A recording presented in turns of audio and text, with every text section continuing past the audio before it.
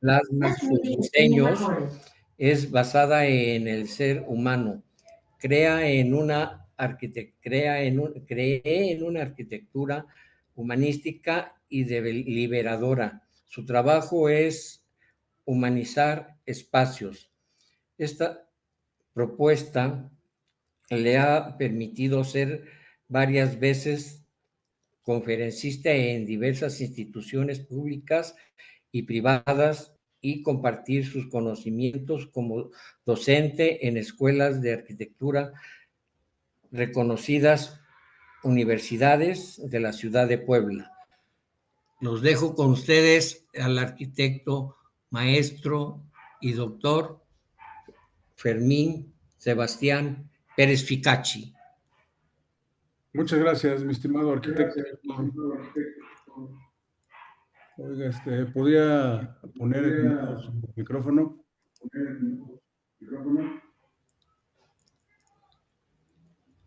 Están cerrados sus micrófonos, ¿no?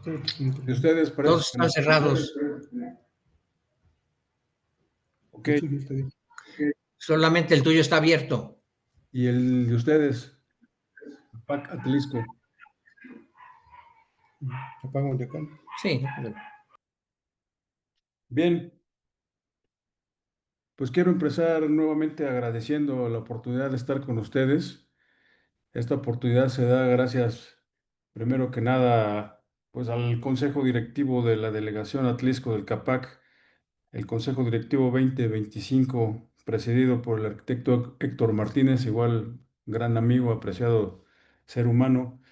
Gracias también a su secretario Gerson del Moral, al suplente arquitecta Carmen Teresa Ayala, su tesorero arquitecto Miguel Ángel Hernández, su subtesorero el arquitecto Adrián Cruz y a su vocal de la CADROC, el arquitecto Santos Sánchez. Muchas gracias a todos ustedes por hacer posible esta sesión, esta charla entre amigos, entre colegas, y he preparado esta conferencia con lo último de mi trabajo, las últimas investigaciones que se expresan en un trabajo, y en verdad deseo que pueda yo transmitir estos conocimientos de la manera más clara posible.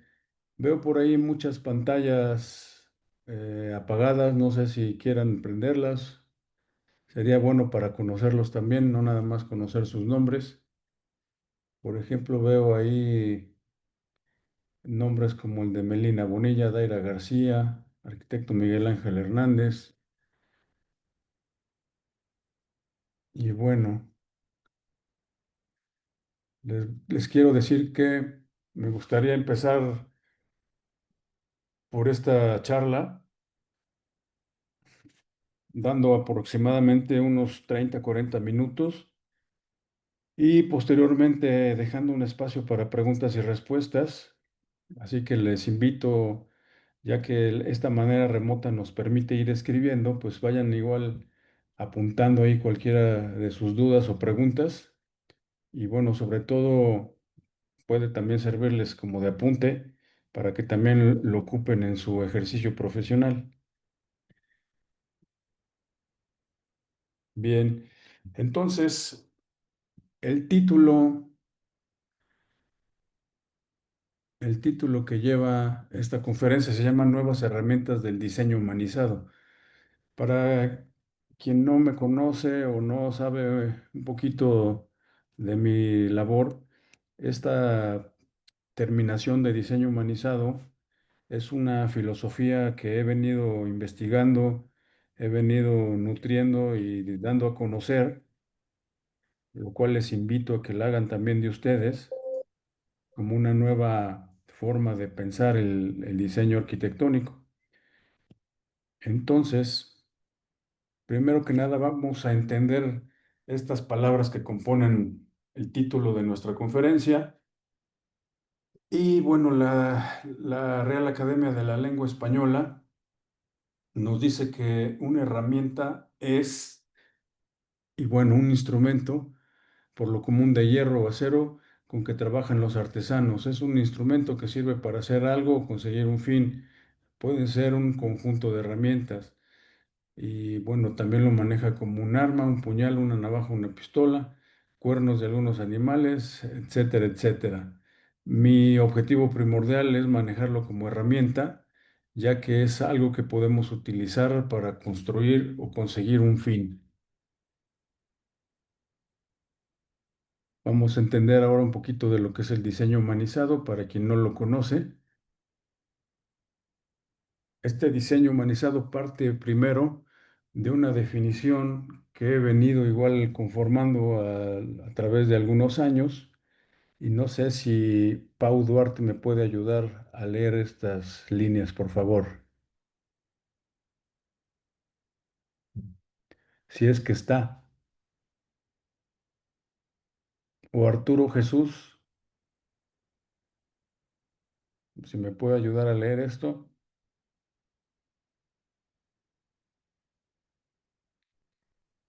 Daira García,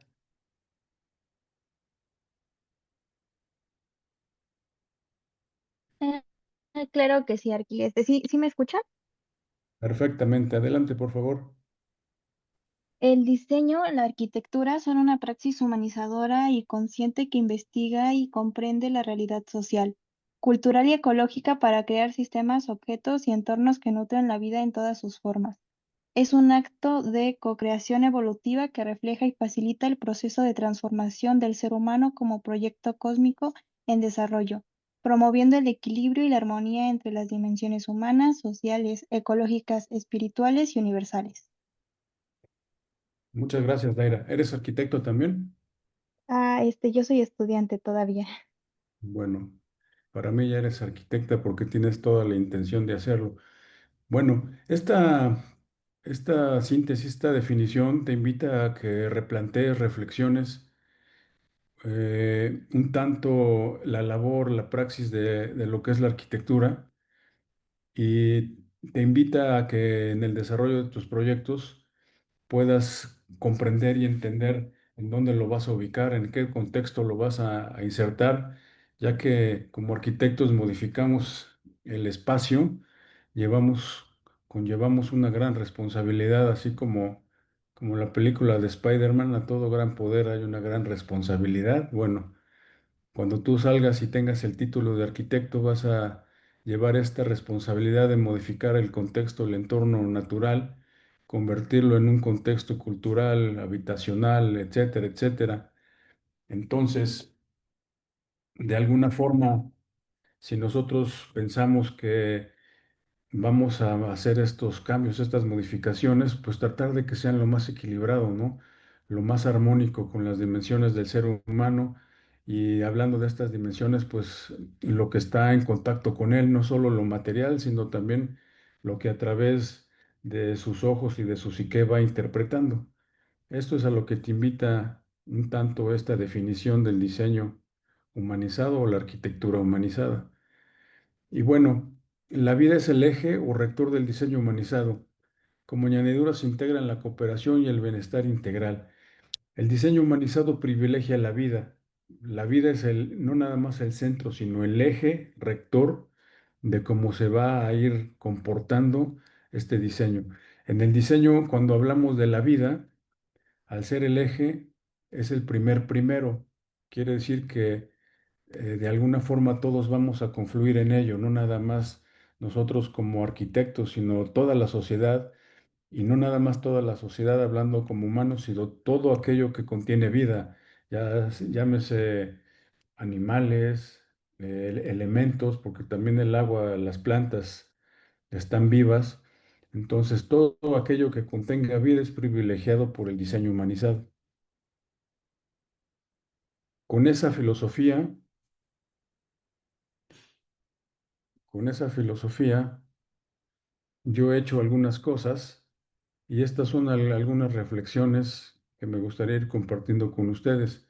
Esta es una de ellas. Dice, Diseñamos espacios que configuren existencialmente la naturaleza humana, tomando en cuenta todas sus dimensiones sensitivas, emocionales y espirituales. En este pórtico de acceso, por ejemplo, las dimensiones del mismo hacen que la escala humana empiece a tomar pues su dimensión empiece a tomar la importancia que tiene, de tal forma que conforme tú vas entrando a la casa, pues te va invitando, como lo es el arte, a empezar a sentirlo más que racionalizarlo. Este es otro proyecto, igual esta es la entrada a una casa, atraviesas todo un espejo de agua, es muy poco profundo, son 5 centímetros nada más, y debajo de ese espejo de agua todavía hay zonas habitables. Entonces, de tal forma que como si fuera algo de sueños, que estás habitando el espacio de la parte de abajo y ves esa cascada. Entonces, en este ejemplo, por ejemplo, ahí un poco se ve en la perspectiva, la parte de atrás, hay algunos arbolitos. Bueno, entonces se integran la mayoría de los elementos en este proyecto. Entre más naturaleza integres a tu proyecto, pues más humanizado va a estar. Diseñemos recintos para la consagración de la vida humana. Esta imagen me gusta porque en ella se logró pues una armonía desde los tonos, desde cómo la iluminación va bañando los diferentes planos de la composición arquitectónica, te va pues como que persuadiendo a un espacio de un tanto meditativo, ¿no? Para mí, a veces cuando lo veo con ojos muy subjetivos, siento que es como si fuera una especie de templo. Diseñemos templos donde el espíritu que lo habite sea el usuario. Aquí apoyándome un tanto de la fotografía, bueno, en este espacio, lo que pretendo con esa frase es invitar precisamente a que el usuario se reencuentre consigo mismo en esos espacios. Los espacios obviamente deben ser diseñados con principios fundamentales, básicos. Yo eso no se los voy a enseñar, eso yo sé que ustedes ya lo saben, pero sí con una buena combinación de los materiales y una proporción adecuada de las dimensiones humanas, puedes lograr precisamente esas experiencias. Diseñamos espacios que induzcan a la percepción de nosotros mismos. Este espacio precisamente lo hicimos allá en un fraccionamiento residencial en la localidad donde ustedes están, en Atlisco. Y bueno, todos conocemos, o la mayoría de nosotros conocemos el contexto natural de Atlisco. Es un espacio privilegiado en cuestión climatológica, en cómo las flores se pueden dar tan fácilmente. Y entonces pensando en eso, dijimos, bueno, desde que vas a llegar a la casa estás viendo verdes, el cielo y toda esa armonía natural de la cual gozan todos los días. Aquí lo que nosotros como despacho pretendimos es que, bueno, hay tanto verde que aquí lo que te voy a invitar es que cuando te encuentres en ese desiertito, eleves la vista y veas entonces ahora el cielo. Te olvides un poquito de lo que pierdes, la capacidad diaria de asombramiento al ver tantos árboles, tantos verdes. Bueno, ahora te vamos a invitar a que vuelvas a tu centro y veas hacia el cielo y te empieces a hacer ahí algunas cuestiones y preguntas existenciales. En este espacio, igual la imagen ayuda mucho a encontrar esa armonía, ¿no? La vas a encontrar en todas las líneas, desde la que se encuentran al fondo en esas texturas, hasta cómo van jugando los horizontales con los verticales y las mismas inclinaciones de las formas en cuarta dimensión con las de los segundos planos, como en el barandal. Todo va teniendo una armonía, una lógica, por lo cual diseñemos espacios que fomenten el desarrollo integral de la persona, promoviendo su bienestar en todos los niveles.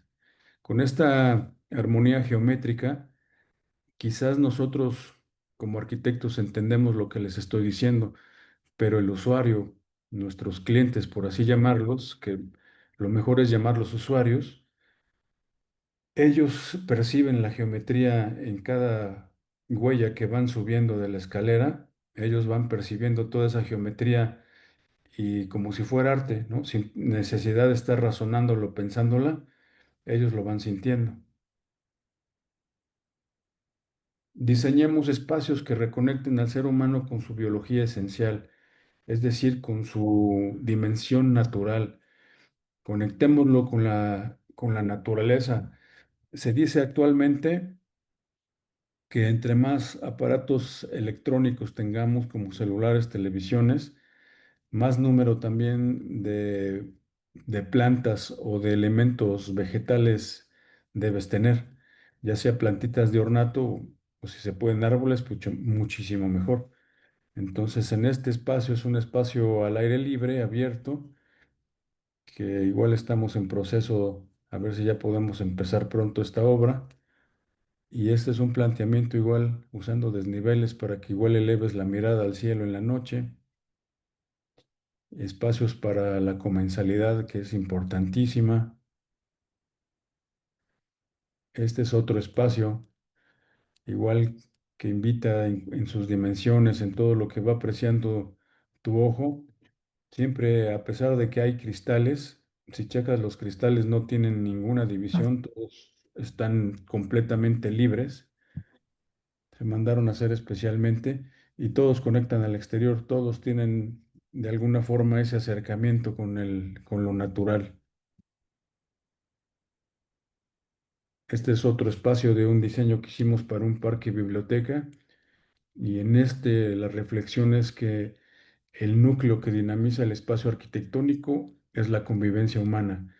Por ahí decía también, creo que Tadao Ando decía que los espacios arquitectónicos en realidad sin la presencia humana dejarían de tener alguna importancia, que la esencia en sí también en ese vacío, pues es quien le da vida somos nosotros, los seres humanos. De alguna forma también con esas palabras se le está privilegiando la vida. Entonces, el diseño humanizado en sí es una filosofía, un concepto que yo he venido componiendo de algo que ya existe o que siempre existió. El diseño siempre ha sido humanizado. Quien lo ha ido deshumanizando somos nosotros mismos los arquitectos, dejando a un lado todos estos conceptos. Entonces, el diseño humanizado, desde mi perspectiva, contiene o conlleva estos principios. El primero, los principios fundamentales del diseño arquitectónico, llámense de composición, fondo, forma, repetición, ritmo, etcétera, etcétera.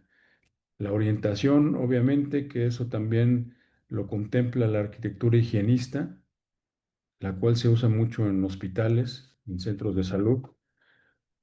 La ergonomía, lo que viene siendo las dimensiones humanas y pues obviamente las normativas, ¿no?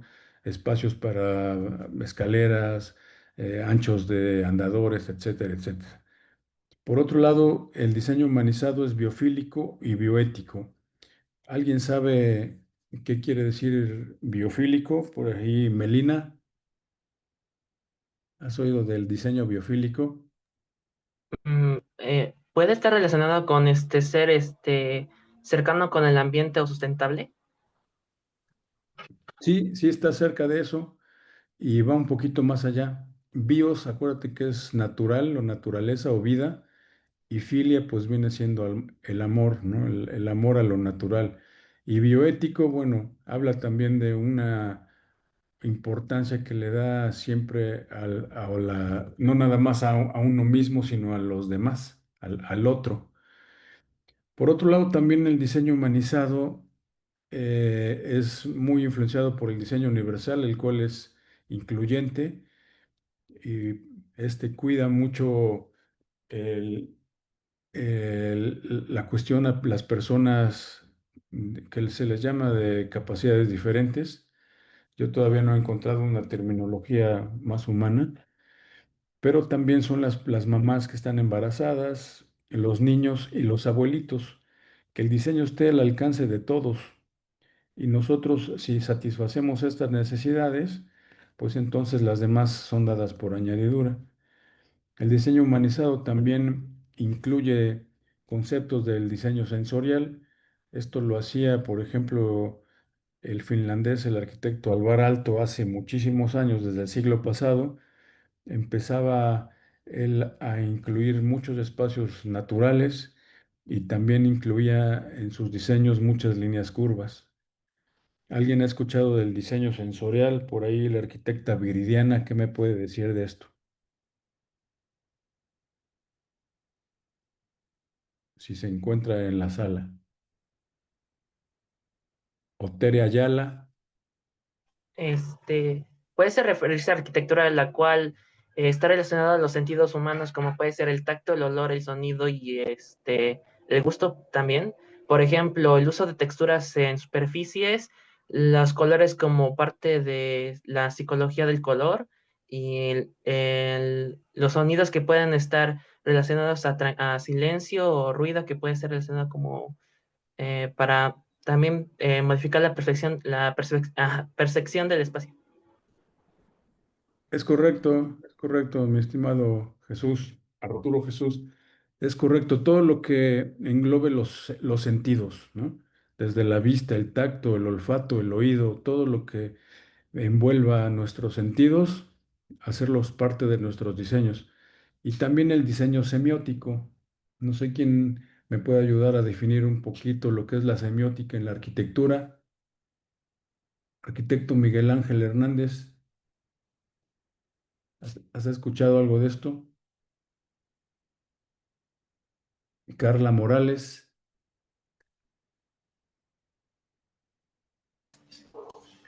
Miguel es el controlador del equipo. Allá. Serafín Lezama.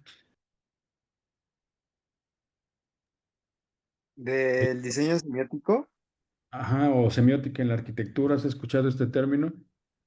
bueno, identifico lo que es la semiótica, ¿no? Que es el estudio de los símbolos, signos, pero como tal relacionado a un diseño ya en la arquitectura, según yo, creo que no había tenido contacto con.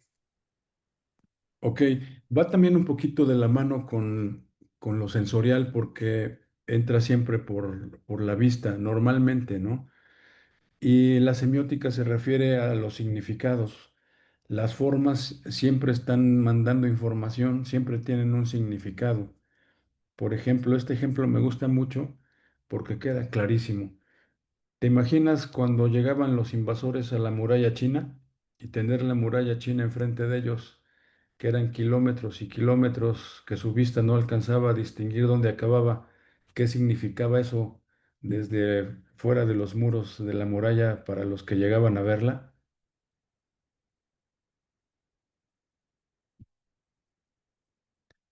Bueno, pues ese significado es precisamente un ejemplo de lo que es la semiótica, ¿no? A mí me queda claro que está hablando de que, bueno, ahí adentro de esos muros, pues debe haber alguien muy poderoso, que mejor me quedo afuera porque quién sabe cómo me vaya si me atrevo a pasar. Y esto es hablando un poquito de lo que es diseño humanizado, integrado en varias líneas de investigación. Y bueno, con eso, con ese tipo de ejercicios, ese tipo de aplicaciones que hemos hecho a nuestros diseños, he tenido la oportunidad de salir en algunas publicaciones que son las que ven en pantalla, pero es mucho bla, bla, bla, bla, bla, nada más para decirle que, bueno, algo bueno debe tener el diseño humanizado, que ha tenido aceptación en muchos jurados. Y bueno, no sé si Gerson me pueda ayudar y nos platique un poquito de lo que conoce de la neurociencia. O Luz María Pérez Reyes está por ahí.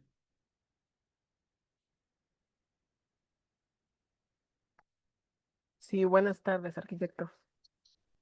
Adelante, Luz María, ¿has oído algo de la neurociencia? Muy poco. Entiendo que tiene que ver, sí, propiamente con el diseño arquitectónico, pero enfocado a como a despertar los sentidos. Va todavía más allá. La Ok. neurociencia, pues bueno, es una rama de la ciencia que ha venido tomando mucha fuerza durante los últimos 15 años. Desde hace 15 años empezó a conocerse a través de conectores de nuestro cerebro a ordenadores computacionales o computadoras para empezar a saber cuál era su funcionamiento. Y se ha ido perfeccionando y ramificando en muchas áreas, desde la medicina hasta ahora también en la arquitectura. Pero bueno, para entenderlo bien, vamos a ver qué nos dice el diccionario de la Real Academia de la Lengua Española. Y dice que su objetivo es comprender cómo funciona este sistema para generar emociones, comportamientos y funciones corporales básicas. La neurociencia es una disciplina interdisciplinaria que abarca desde el nivel molecular hasta el nivel cognitivo y de conducta. Ahora bien, viene lo más importante que quiero transmitirles. Estos son los tipos de transmisores en su relación con hormonas, con hormonas y trastornos mentales. Vamos a ir desglosando un poquito. El cerebro cuando reacciona químicamente con alguna especie de motivación o algo que lo exalte, empieza a generar sus propios químicos a través de la conexión de neurotransmisores.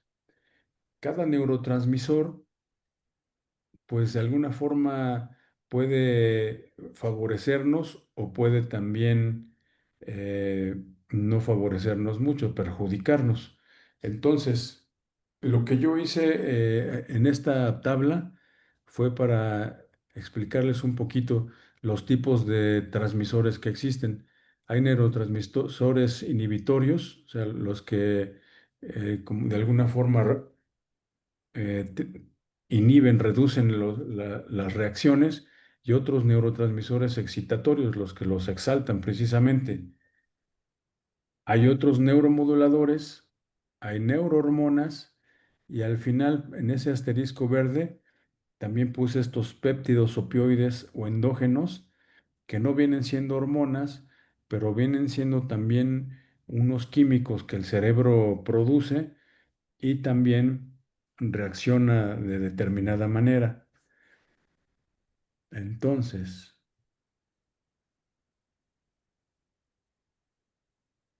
perdón, me estoy ajustando aquí la pantalla.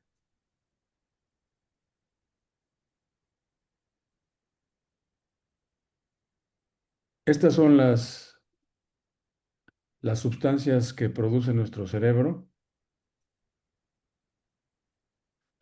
Endorfinas actúan como analgésicos naturales y generan sensaciones de placer.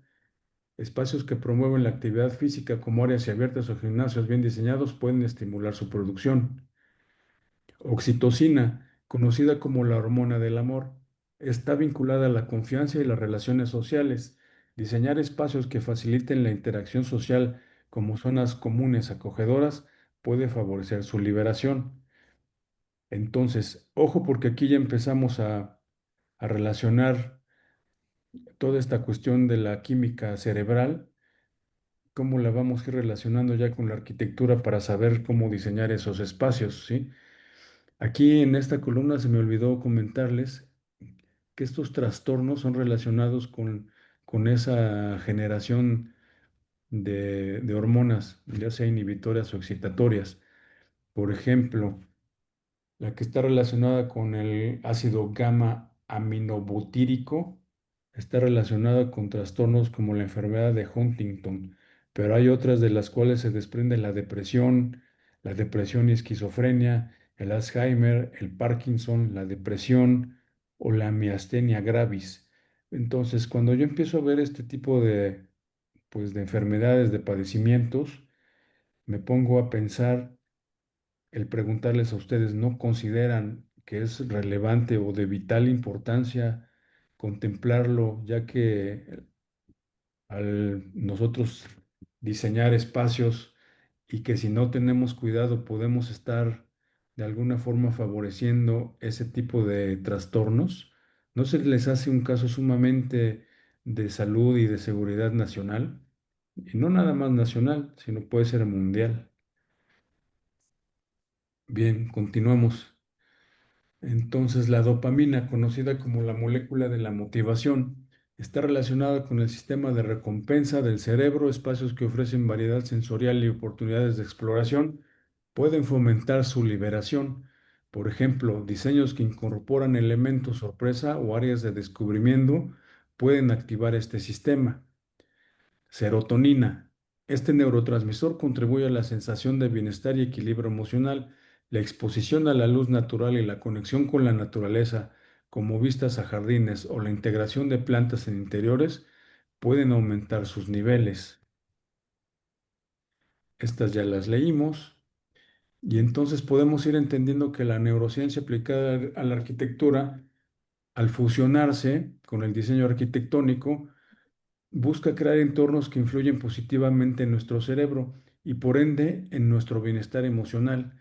Uno de los objetivos es estimular precisamente esta producción de neurotransmisores asociados con la felicidad, como la dopamina, la serotonina, las endorfinas y la oxitocina.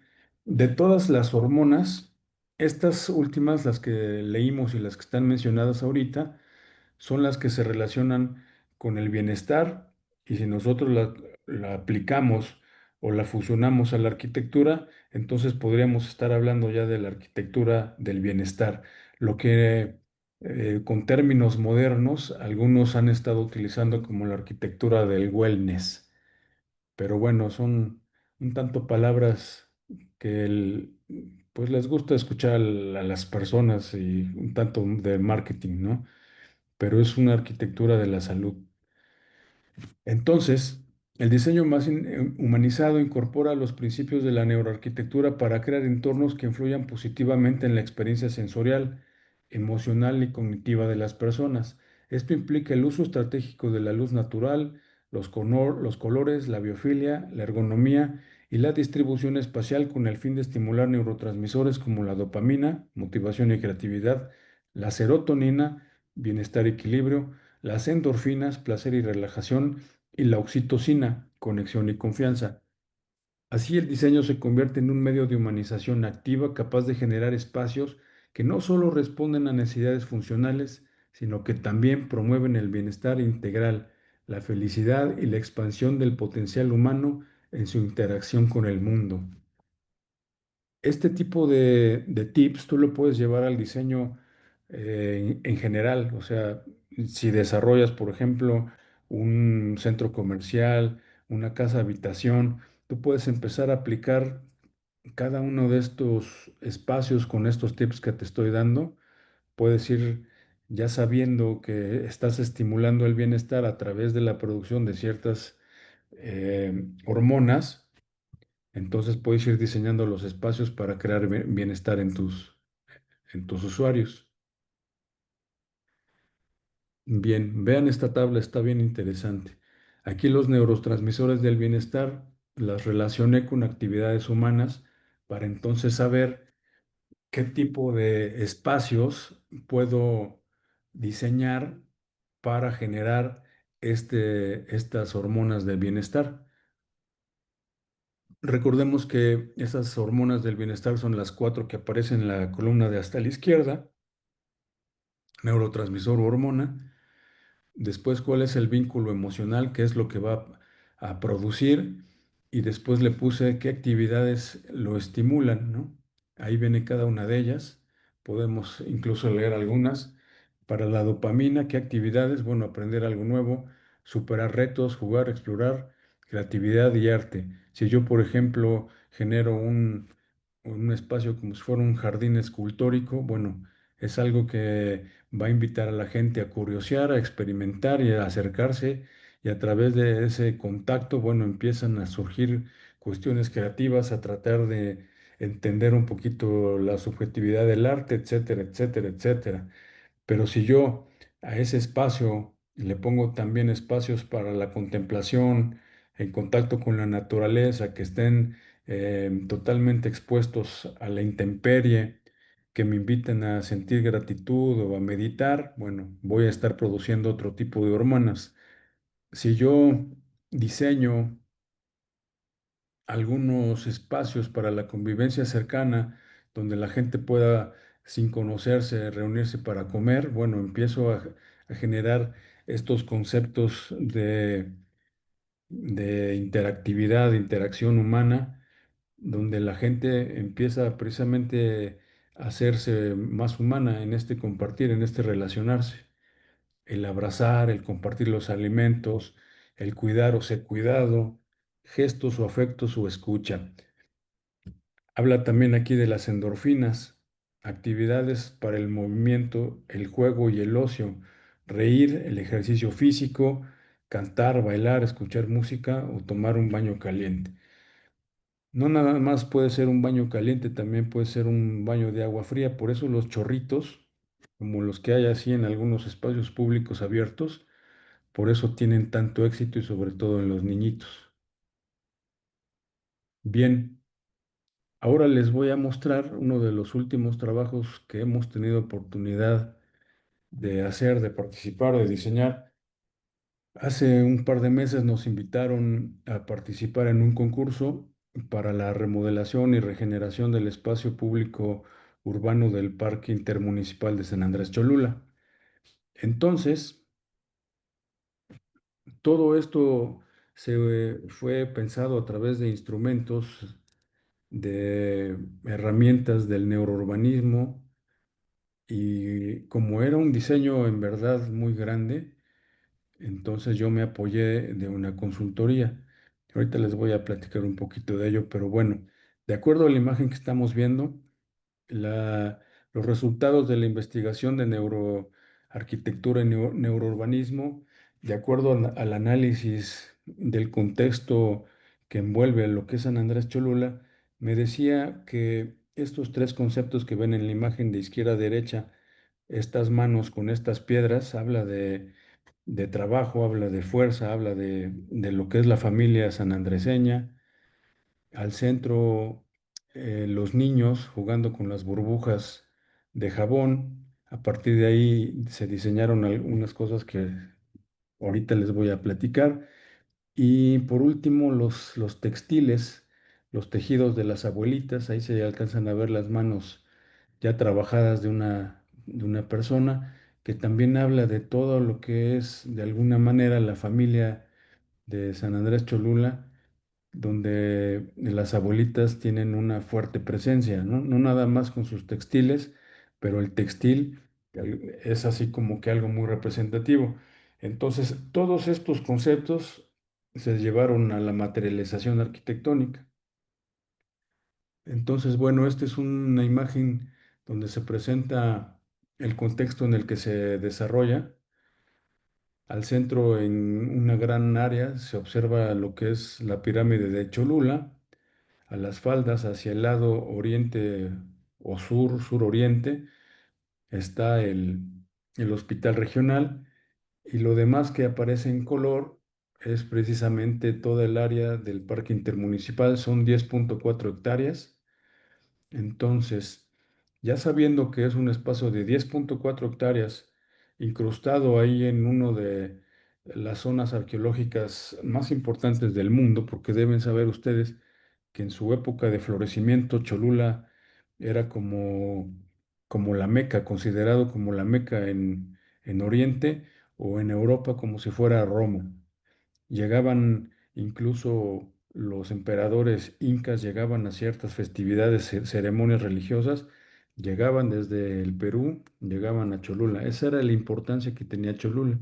Entonces, con tal importancia, con esa importancia, se fue pensando este diseño de este espacio urbano y público.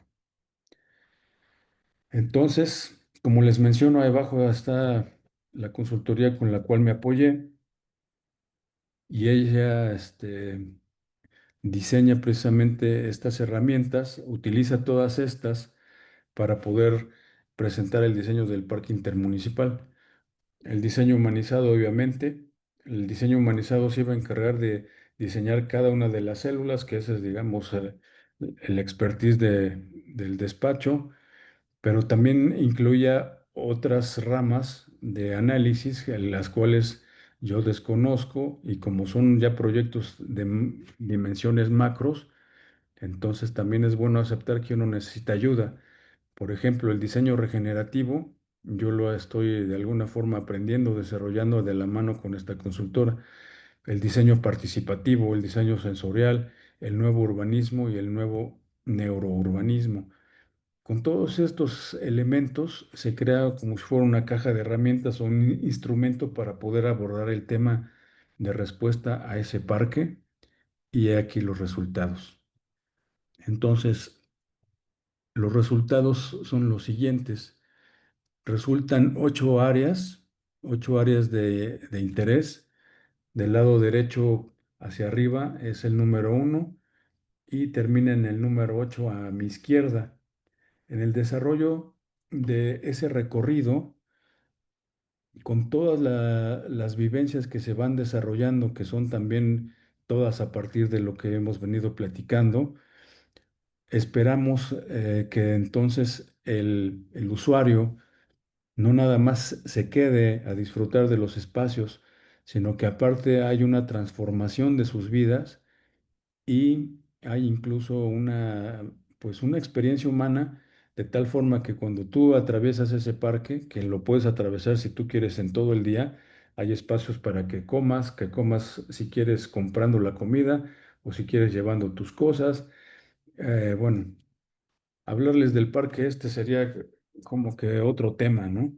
Pero bueno, a grandes rasgos, ese es mi master plan, después de todo ese estudio es lo que arrojó, 8 áreas, auditorio, jardines, explanada cívica. En la columna que está a su derecha de cada uno de estos títulos aparecen las subtítulos o las microcélulas de todo lo que compone a cada una de ellas.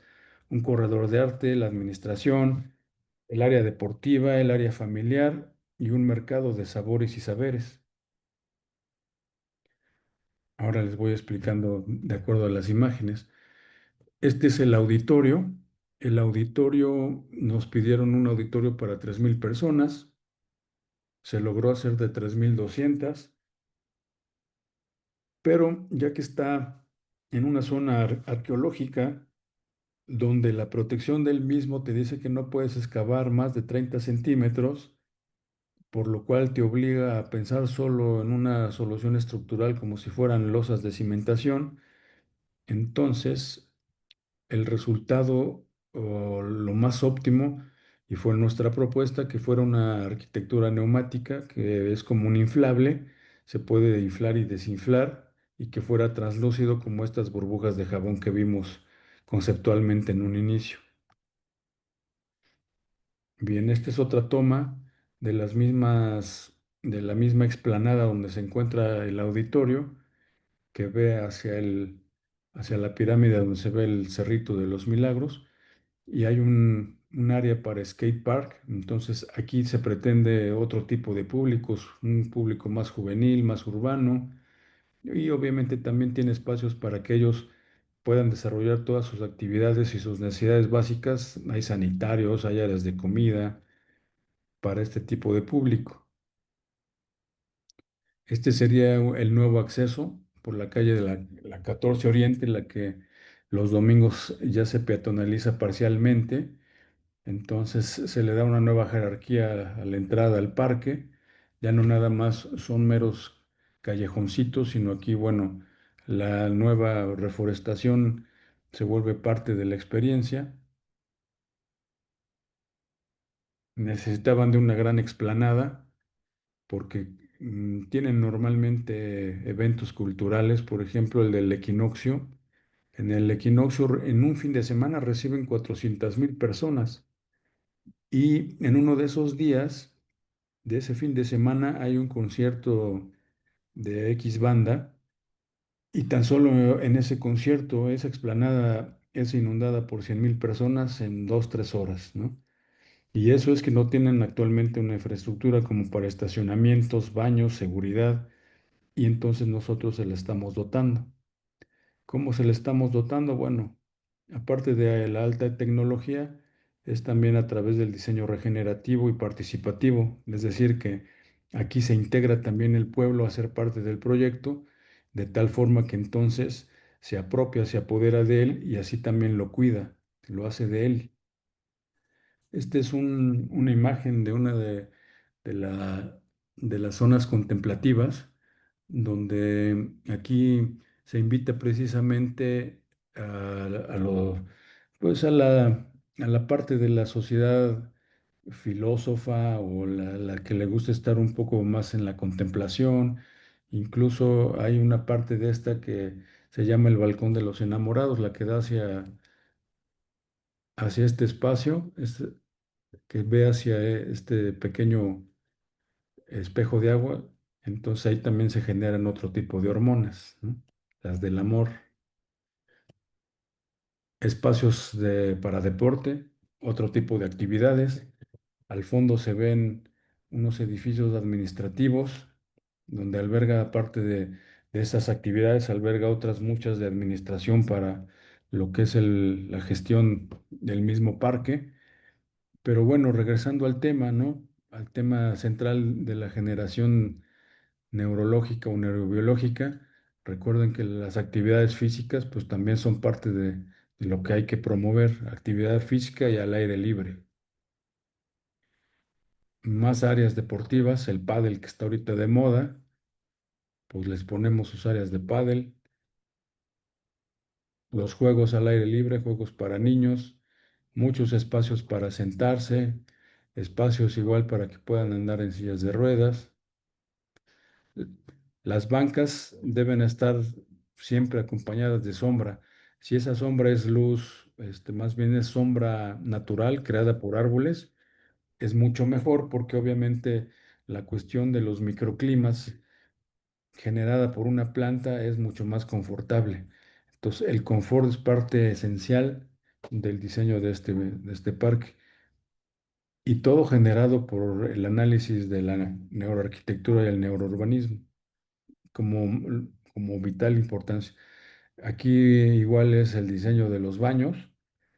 Los baños no por ser espacios de sanidad no dejan de tener la importancia bioclimática y, y la cuestión de la naturaleza y toda esta belleza que, bueno, también envuelve a todos los espacios que estamos presentando. Y este es un pórtico de acceso, es el mercado de sabores y saberes, pero es uno de los accesos, el que da al lado sur. Y bueno, tan solo con las líneas anguladas e inclinadas, nos emula también lo que son las pirámides. Una propuesta de materiales igual muy pétrea y en este frente metálico que se ve como entrelazado, bueno, estamos dando a entender precisamente esta cuestión de los textiles. En este mercado de sabores y saberes se ofrece también espacios comerciales donde ese comercio tiene que radicar en que sea solamente local. Bueno, quien conoce San Andrés saben que su gastronomía es muy privilegiada, es muy extensa, entonces se pretende que ahí lo pudieran hacer. Y entonces también hay un espacio a la derecha, es sabores, y al lado derecho es los saberes, todos los oficios vivos en relación con las nuevas tecnologías. Se podrían hacer ahí talleres, hay salones para laboratorios, experimentación.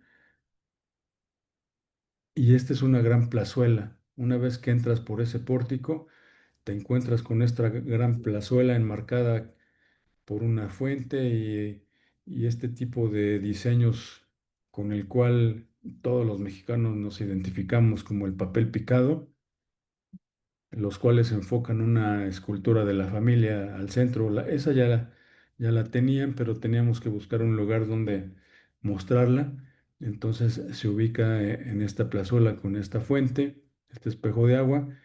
Y esta plazuela también algo que me gustó mucho fue que viene siendo una nueva interpretación de los portales cholultecas. Bueno, esta es una nueva representación. Esta es una vista interior de las áreas de comida. Aquí sería el área de comida donde tú la compras, pero bueno, son espacios semiabiertos o semicubiertos.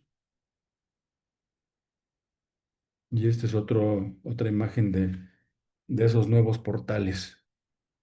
Materiales muy pétreos, igual invitando a hacer esa relación con las pirámides de Cholula. Y bueno, eso sería mi exposición y ahora soy todo oídos para escuchar si tienen algunas preguntas. Todavía nos quedan 10 minutitos, entonces si tienen alguna pregunta, con todo gusto las podemos responder.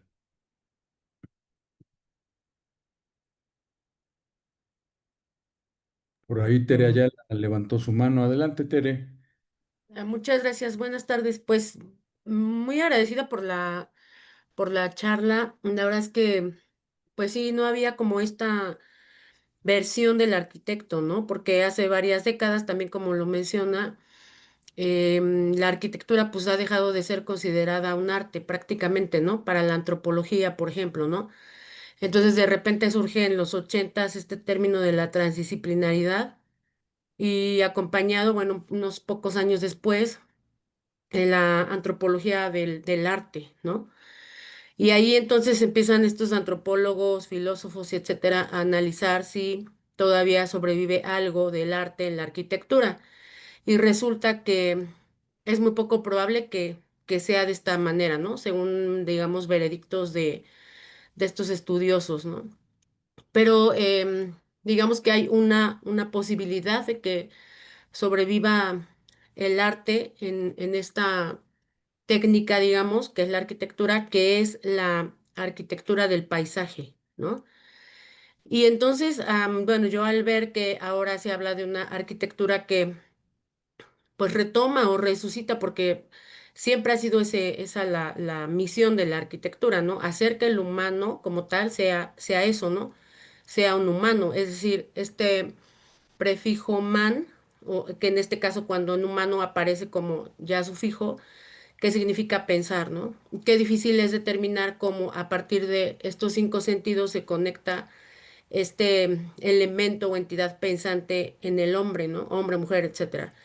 Entonces, mi pregunta es, ¿cómo ahora entonces se puede dar una contestación a la antropología del arte a partir del estudio de la neurociencia y de estar, digamos, resucitar estos temas de humanizar no solamente al arquitecto, sino establecer una comunicación, ¿no? Ya sabemos esta reciprocidad del dar y tomar, el arquitecto propone y digamos, el usuario toma y devuelve a cambio, ¿no?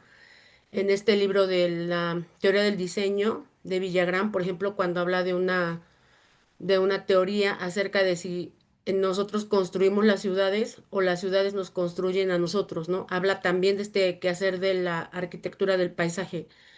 Entonces, aquí a lo mejor yo voy por un rollo más filosófico, como más por un sustento teórico, porque al arquitecto de repente le falta eso, ¿no? Ahora, ¿cómo lo sustento teóricamente? Yo lo que percibo en lo que nos comparte del proyecto es que sí hay esa posibilidad de la arquitectura del paisaje y entonces, teóricamente, yo cómo se podría sustentar este ejercicio de retomar el espacio, hacer arte con él, ¿no? Gracias, Ya arquitecto. comí la cosa que hiciste. Ok, es que se metió otra ¿Ya voz. tienes hambre? ¿Ya me dio otra Sí, vez? sí, sí, ahí está. Perdón. Entonces, la pregunta esencial, ¿me la puedes repetir? Sí, ¿cómo entonces podemos a partir de este replanteamiento, digamos, o de este resucitar esos planteamientos que por décadas se quedaron ahí olvidados, porque de repente nos llamó más lo habitacional y el uso y destino de la arquitectura como un objeto, que como algo, decíamos hacer, bueno, se explicaba algo semiótico, ¿no? Algo que de lo que a través de esto se aprenda que era en realidad el carácter de la arquitectura y con los estilos a través de los siglos.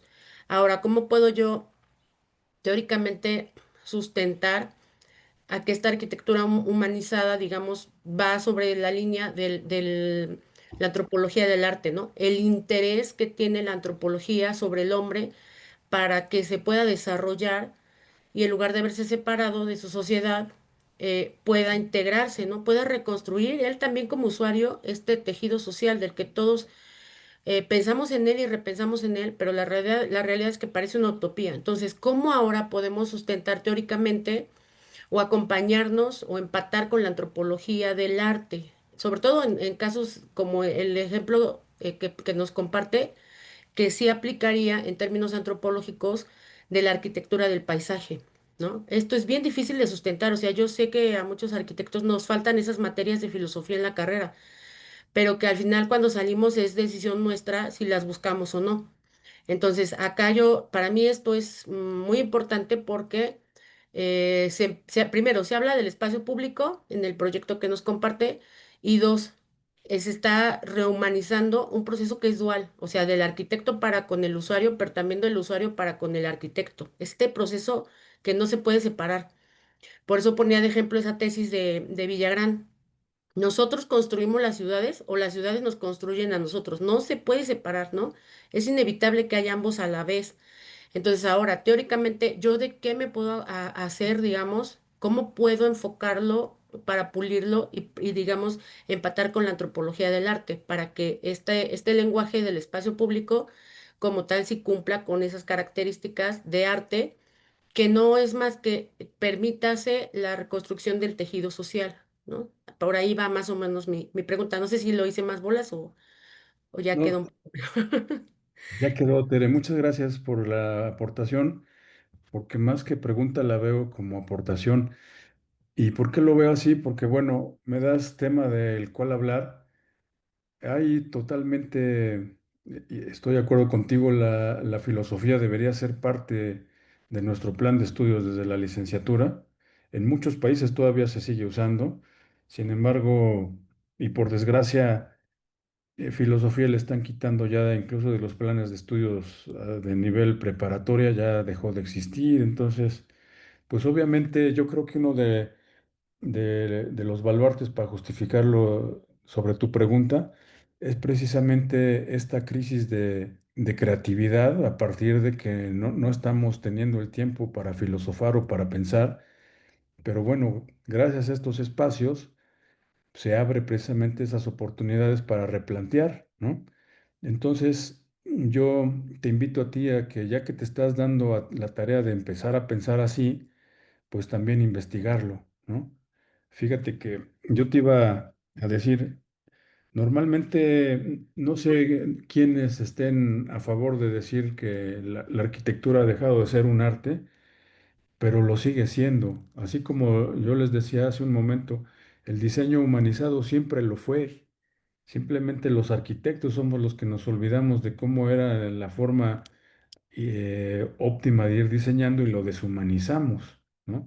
Entonces, más bien tendríamos que pensar en que esta humanización no nada más se llevara a la arquitectura, sino a la trinchera de cada uno de nuestras vidas, nuestros espacios, porque si te das cuenta, el mundo está totalmente deshumanizado. Entonces, si también podría yo pensar, bueno, ¿hay forma de humanizar la antropología del arte? Pues por supuesto que sí, ¿no? Cuando tú estudias un doctorado, te enseñan precisamente a investigar a formar hipótesis donde se pueden correlacionar la humanización con, con con este término que estás tú planteando y entonces empezar a ver qué puedo yo pasar de la filosofía a la praxis para llevarlo precisamente a la práctica de la vida cotidiana. Entonces, en esencia, creo que es igual replantear precisamente que la sociedad se ha deshumanizado a través de las formas materiales en las que hemos vivido, no nada más el capitalismo, sino el socialismo también son los que nos tienen como estamos, como sociedad, y entonces darnos cuenta que si no hacemos algo a manera personal, y por eso también en un principio les decía, yo los invito a que se sumen a esta forma de repensar el diseño, que es el diseño humanizado, porque entonces podríamos pensar que sería otro Atlético, otro Puebla y otro México, Hay que dejarlo, amor. y si Me se lo va. como mejor de una vez.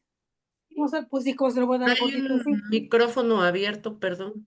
Sí, arquitecta Sol, gracias. Y entonces, pues Tere, tú tienes una gran responsabilidad ya que estás pensando en eso, pues es empezar a plantear cómo puedo humanizar esta cuestión del arte desde tu perspectiva y desde tu experiencia. Sí, pues mucha tarea, la verdad, mucha tarea porque, bueno, casi todo lo que se diseña actualmente es casa habitación, ¿no? De repente en las ciudades pequeñas surge por ahí alguno que otro proyecto que se va más allá de casa habitación y entonces se encuentra un montón de limitaciones, ¿no? Es decir, espacio privado que se destina al espacio público y de repente ni siquiera así encuentra, o sea, con su propio financiamiento, etcétera, y ni siquiera así encuentra una manera de expresión. Es decir, también estos planes de desarrollo urbano que están caducos y que no permiten que se haga realmente arquitectura del paisaje, ¿no? Entonces no salimos del mismo parquecito con las típicas bancas, el kiosquito, etcétera, ¿no? Sumado a eso, el poco estudio que se tiene en el ámbito de la antropología del arte, porque se piensa que arte tiene, bueno, sí, arte desde la mirada antropológica tiene que ver con la reconstrucción del tejido social, es decir, se rompe este lenguaje monolítico, digamos, este monólogo del yo veo que esto es arte, o sea, una obra, por ejemplo, de Picasso, en la que él solamente ve que ahí hay eso, ¿no? Ese es un monólogo, pues, un lenguaje monológico. Pero ¿qué pasa cuando se rompe ese lenguaje monológico y entonces el otro lo cacha y hay una reciprocidad? Entonces sí hay una reconstrucción del tejido social. Pero sucede que ahora la reconstrucción del tejido social se plantea a partir de que hacemos una carretera, ¿no? Un camino, un adoquinamiento. O sea, no, el lenguaje que usan los políticos para quemar la antropología del arte, pues es muy básico. Entonces el arquitecto, que se supone que es este hombre que realmente está humanizado porque digamos, bueno, decía, esta palabra humano, que está compuesta en nuestro español, ya ese sufijo man, que significa pensar. Entonces, el arquitecto realmente tiene un trabajo que a lo mejor ni siquiera está bien valorado, ¿no? O sea, ni siquiera ya nuestra generación estamos vistos como aquellos que pensamos y que podemos construir la ciudad para que la ciudad nos siga construyendo a nosotros. Entonces, si hay una gran tarea para todos, pero qué difícil es en una sociedad en la que estamos todo el tiempo entretenidos a buscar el mantenernos y a nuestras familias, ¿a qué hora nos vamos a poner a filosofar, ¿no?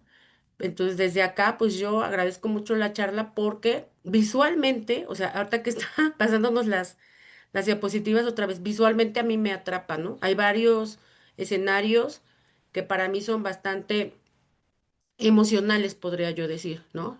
Que al decir emocionales ya superamos el nivel de los cinco sentidos, ya hablamos de algo que se mueve ahí interno, que no es tangible y que por supuesto no se puede separar del pensamiento, ¿no? Entonces, pues sí, hay mucha tarea, pero yo agradezco que ya por fin veo esa beta en el que no me siento como solita defendiendo que la arquitectura todavía hay arte, ¿no? Hemos sido muy criticados por muchas décadas en que solamente buscamos las casas repetitivas, cuadradas y etcétera. No salíamos de ahí, ¿no? Pues muchas gracias, Arqui.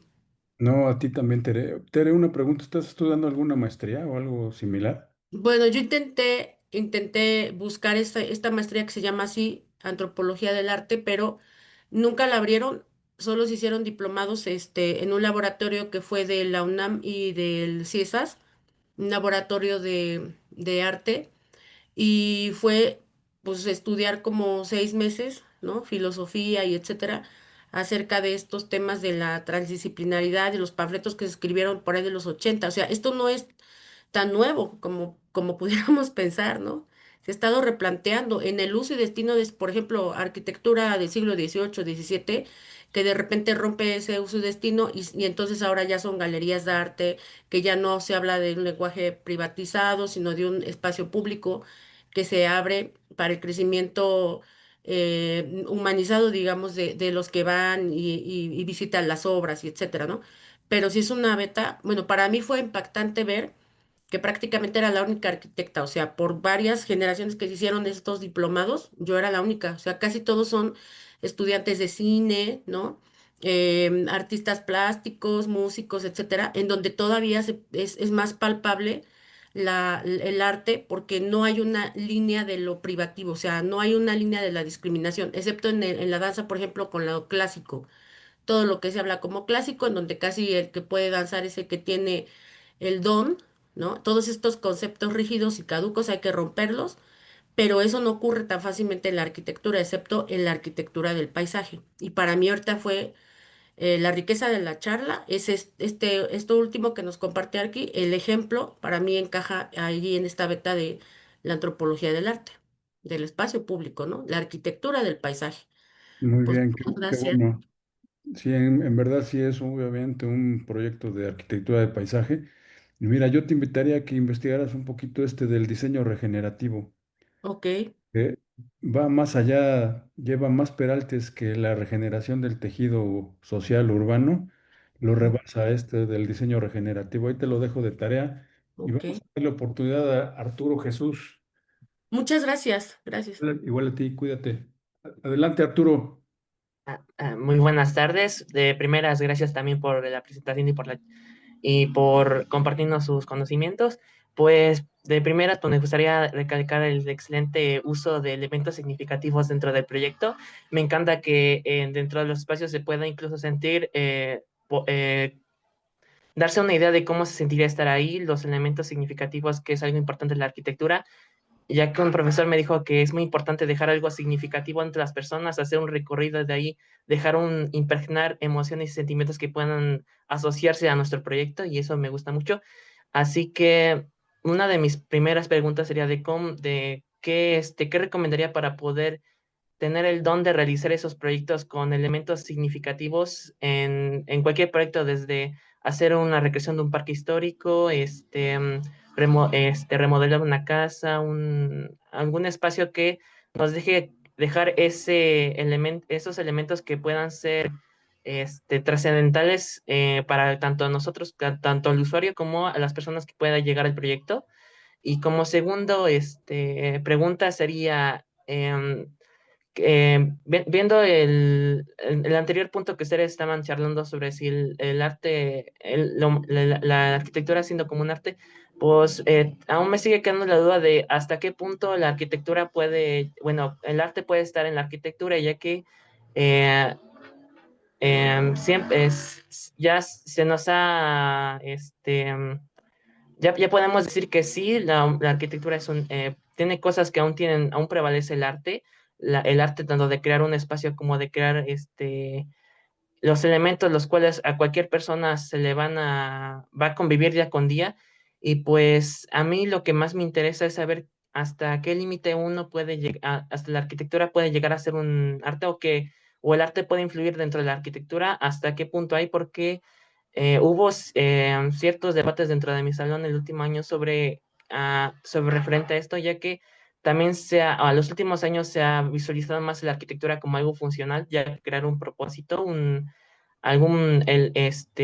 tener un porqué. Así que siempre me ha creado esa dicotomía entre hasta qué punto el arte puede influir o apoyarse dentro de lo funcional para crear algo unido, o si son polos opuestos, o simplemente una cosa vive con al lado de la otra, pero sin cruzarse o no tener un vínculo tan especial entre los dos.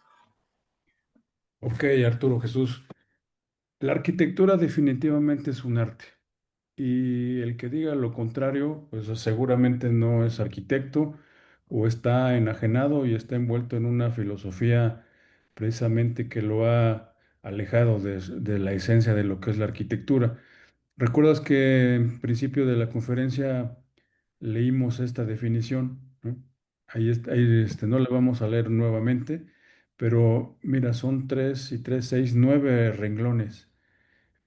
¿Tú crees que llevar a la práctica en una respuesta material, o sea, en una casa habitación, en un parque, todos estos conceptos no es un arte? Claro que lo es. O sea, aquí en estas líneas no nada más habla de función. Al final habla de que con tu trabajo, con tu ejercicio profesional de arquitecto, vas a cambiar la vida de las personas. ¿Por qué? Porque estás poniendo en el centro del diseño su vida. ¿Eso no es arte? Por favor. Por supuesto que lo es. O sea, imagínate toda la cuestión de ingenierías para levantar esos muros inclinados, cómo vas a lograr esos cantos libres, cómo vas a iluminar espacios, cómo vas a lograr los domos esos inmensos para que entre luz, etcétera. Eso es nada más hablando de técnica, pero al final el verdadero arte está en transformar al ser humano. Digamos que sí, hablando del ejemplo del parque, yo lo que estoy pensando como arquitecto es de que cuando salga, sea otra persona, y sea otra persona para bien, porque solo así vamos a regenerar nuestra sociedad. Por eso también hablo que aquí la arquitectura en esencia es una praxis humanizadora. ¿Por qué? Porque yo así lo he pensado. O sea, mi responsabilidad como arquitecto, en el ejemplo que sea, ¿eh? Una vez hice un temazcal en Tulum. Entonces, todo ejemplo que llega de trabajo para mí lo tomo con los mismos criterios.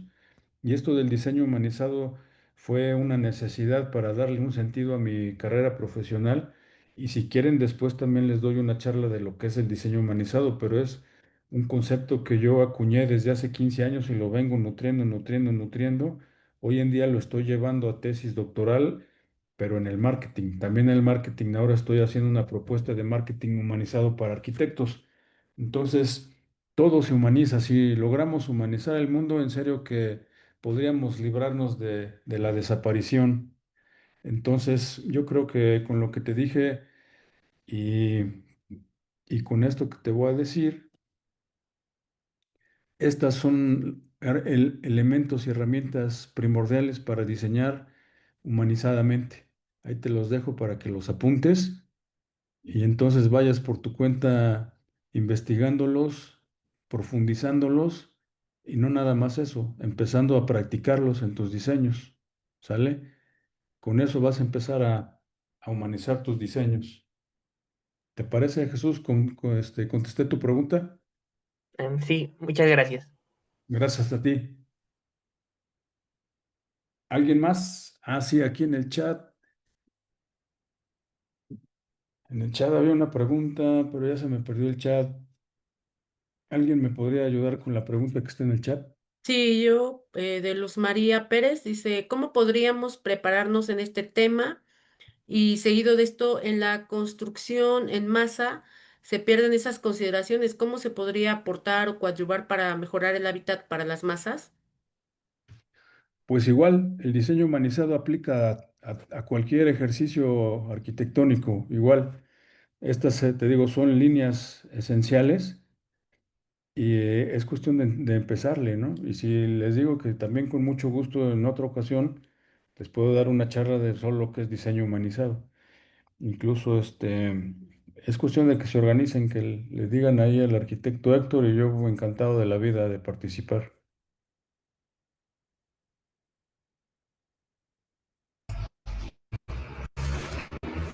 Creo que ya no tenemos alguna otra pregunta, Ok, compañeros. Bueno, mi distinguido y nunca bien ponderado amigo, estimado Fermín, yo creo que lo que nos has expresado es la postura de la apertura real de la arquitectura, que podamos nosotros verla desde diferentes puntos de vista para humanizarlo, como tú comentas, y que en realidad podamos tener y poner en el centro del desarrollo que estemos realizando al ser humano. Y como comentas también en lo cognitivo, que pueda darle a ese ser o a esos seres que van a habitar esa unidad que estamos nosotros generando, las diferentes posibilidades de tener sensaciones que les generen bienestar a ellos mismos, y que la misma construcción que nosotros estamos realizando nos dé la posibilidad de la satisfacción de haber podido realizar algo que beneficie al ser humano que va a estar habitando esta unidad. Pues muchas gracias, mi distinguido Fermín. Espero que podamos tener otra charla con relación a tu postura, para que todos nuestros muchachos que están estudiando y todos los demás arquitectos que están aquí reunidos tengamos la posibilidad de ver otro punto de vista de la arquitectura, sobre todo nosotros, algunos viejos, que estudiamos la arquitectura de otra manera y en realidad viéndola solamente como un diseño y un arte de cómo realizarlo y obviamente antropológicamente teniendo al ser humano en el centro. Pero de todas maneras, muchas gracias, te agradezco mucho tu participación y creo que todos quedaron muy satisfechos por todo lo que nos has comentado. Qué bueno, ojalá así sea y les deseo lo mejor. Gracias, arquitecto, gracias, Capac Atlisco. Cuídense muchísimo y que tengan un bonito fin de semana. Muchas gracias. Muchas Igualmente, mi gracias. distinguido amigo. Gracias. Cuídense mucho, hasta luego. Excelente plática. A sus órdenes, cuídense mucho.